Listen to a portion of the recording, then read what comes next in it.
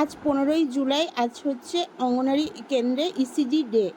আজ আমাদের কেন্দ্রে বাচ্চাদের অভ্যাস চর্চা করানো হলো।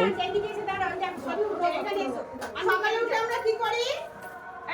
ঘুম থেকে উঠে কি করি বলো? এটা দিয়ে কি করি? তাকাও, এটা কি? এটা কি? হ্যাঁ, এটা ব্রাশ। আর এটা কলগেট। কি করি? দাঁত মাজি। মনে থাকবে? সকালে উঠে আমাদের কি করতে হবে? ঘুম থেকে উঠে দাঁত মাজতে হবে কলগেট দিয়ে। মাকে কি বলবে? ব্রাশ দাও। মনে থাকবে? তারপরে কি করি? হাত মুখ ধুই। এটা কি?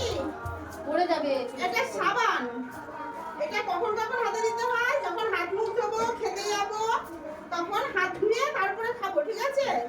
স্নান করার সময় প্রতিদিন আমাদের কি করতে হবে? স্নান করতে হয়। পরিষ্কার জামা কাপড় পরে স্কুলে আসতে হয়। সপ্তাহে একদিন নখ কাটতে হবে। মাথায় একদিন, সপ্তাহে শ্যাম্পু করতে হবে। প্রতিদিন চুলে তেল দিতে হবে। তাহলে সকালে উঠে আমরা কি করবো? প্রথমে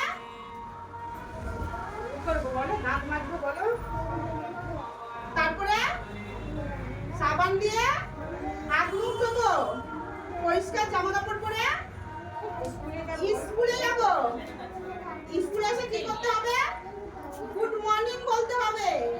কাকে বলতে হবে? আন্টিকে।